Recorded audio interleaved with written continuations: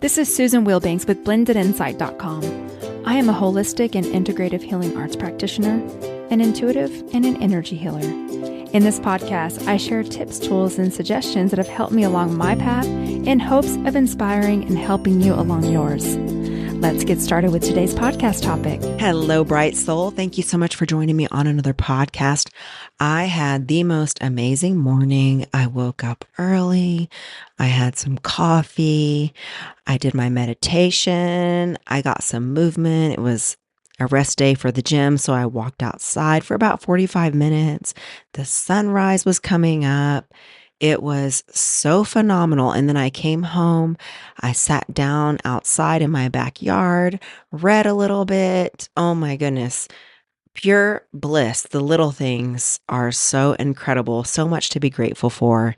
And as I was on my walk, I was reflecting on some things that are going on around me and how I'm watching this collective squeeze.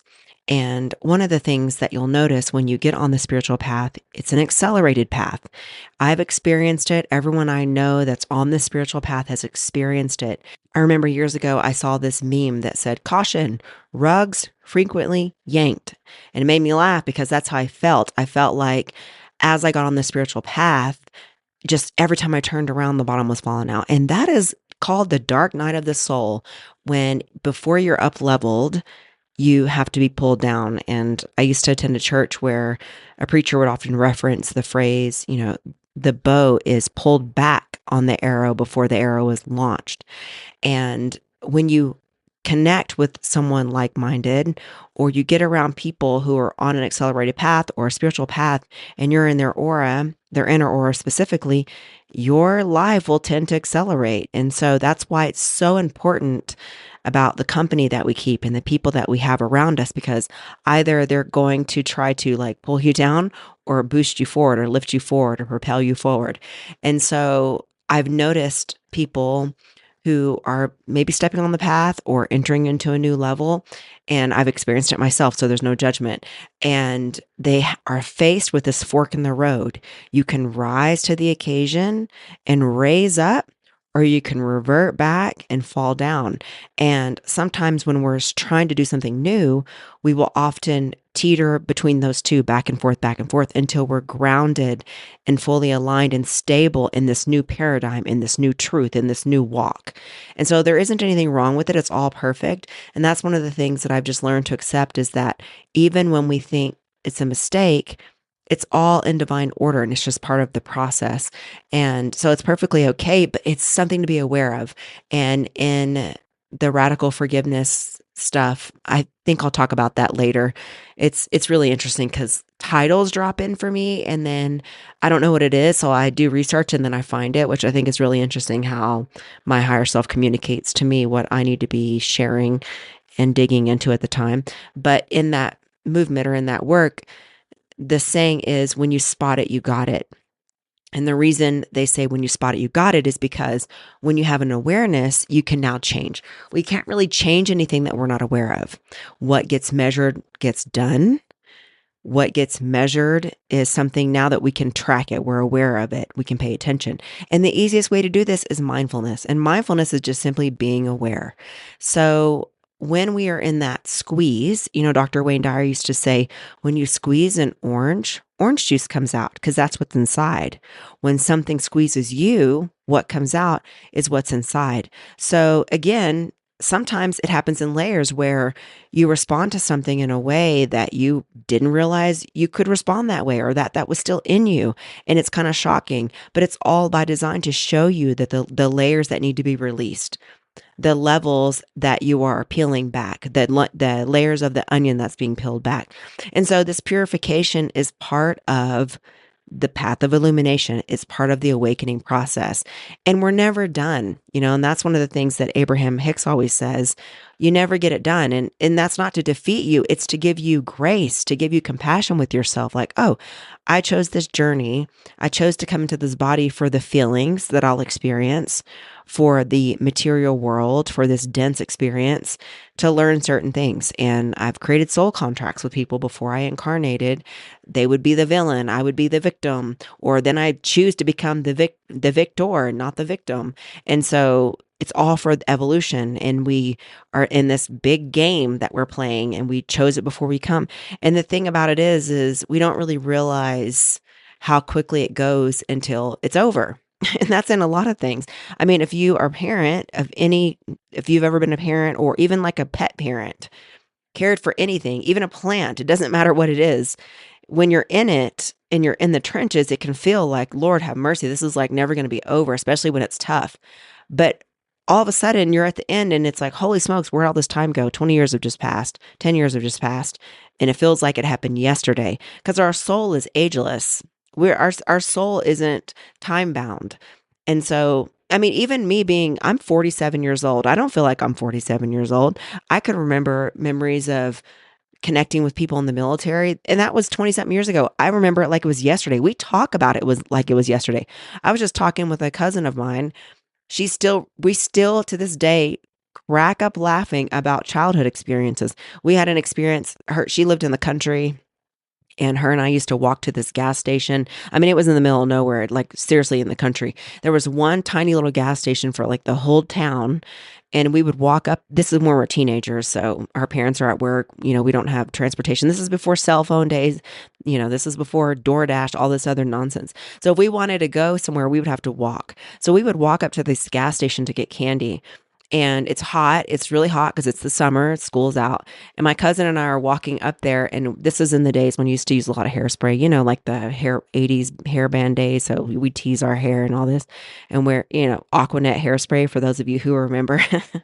Or no, it was rave hairspray, which would basically like cement your hair. It would make it so darn stiff. Anywho, we had like sprayed all this hairspray, and her and I are walking, and I think we went and got soda and candy. And when we're walking back, this bee started chasing us. And I'm allergic to bees. So, and I would get stung a lot when I was younger and have to go to the hospital and stuff. So when the bee was chasing us, which is funny, my daughter's scared of bees and she's never been stung. She didn't even know I was allergic, until later I told her. Anyway, we're walking back. This bee starts chasing us, and I'm running from it, like with everything in me. And it's stuck in my hair. It's stuck in my hair because I have this bouffant hair with all this hairspray. And my cousin is behind me. She's laughing so hard. She's about to fall to the ground. She's like seconds away from wetting her pants. And she can't tell me that the darn thing is stuck in my hair. And I can hear it, and I'm panicking. Anyway, so her and that was in high school. Okay, so that was like over 30 years ago. And her and I laugh and talk about that like it happened yesterday. I think around the same summer, her and we used to always bake together. So we would, we were bored. There's like nothing to do at her house. So we would like bake and eat. I was a really good baker. So was she. Like we grew up with Southern parents who liked to cook. Well, not my mom, but her mother liked to cook, and she was an amazing cook. So anyway, we would get bored and we would always bake brownies. And so one day she was like she's talking to me, not paying attention. She's putting the brownies in the oven, and she like her forearm touched the rack, and it like burned her, and she dropped the brownies like all over the oven, and we fell on the floor and laughed. And her mother was so angry at us because it was like brownie batter everywhere, but we were laughing so hard. We were weak. We could not get up. That's another thing that we laugh about to this day. And again, it's in the mind. The past only exists in the mind, and our minds are so incredibly powerful. And it feels like it happened yesterday, and it was 30 years ago. And so I bring you those two examples to say the past only exists in the mind. Time goes by quickly, and when you're in it, you feel like it's going to last forever, but it doesn't. And the reason I bring these two examples to your awareness is think about positive experiences, focus on those positive experiences, and then think about how it seems like yesterday. Because a lot of times it's more of the positive experiences that seem like yesterday as opposed to the negative ones. Sometimes it can be the negative ones too. I mean, I really don't feel like my dad passed away 3 years ago. It does not feel like it's been that long.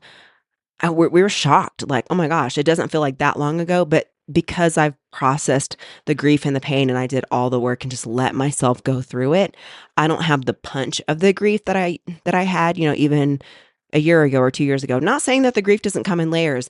And that's the other thing I wanted to remind you. Sometimes It's not to beat yourself up. Sometimes it just rises up, but it's always for a reason. It's always to help you. It's always for you and not necessarily to you. So that's another paradigm shift. And we're always faced with the fork in the road. Do I want to rise or revert? And if I'm reverting, what can I learn from this? And how can I, as quickly as possible, get back on the path and rise to what I'm being called to? Because honestly, that is our day-to-day choice that we get in all things, whether it's habits, paradigms, patterns of thought, all of these things. I mean, that's what we came here to learn and sign up for. And so if you're being faced with that, I hear you. I know a lot of people are. Do the work to purify it out. And you know what I'm going to say, how we do that work. I recently introduced someone to breath work and they were really pleasantly surprised and it felt great and they wanted to do it again. And I had been mentioning breath work for months. And then finally the person just committed, did a breath work session with me and was amazed by it. And so there are all these tools here to support you. You got to try it. Give it the effort, give it the time, have patience and have compassion with yourself. Know that it's all perfect. And whatever you choose is also perfect. But in the choice, look at how it makes you feel. Is it getting you closer to the vibration that you want to bask in and stay in? In all things, just mindfulness and drilling it down and saying, how does this support me? How does this serve me? How does this make me feel?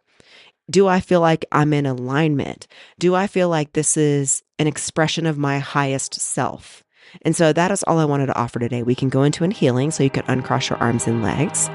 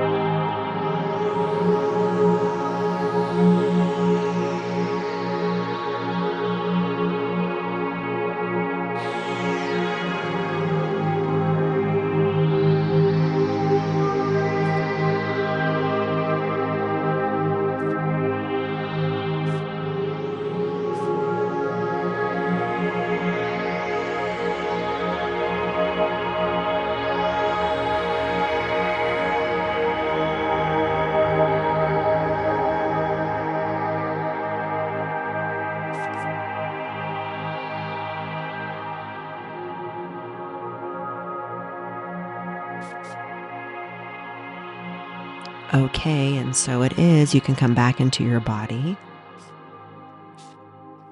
And friends, I want to thank you so much for being here. As always, you have an open invitation to Patreon. The link is in my show notes. Again, I think that you can do a 7-day free trial to see if it's a good fit for you.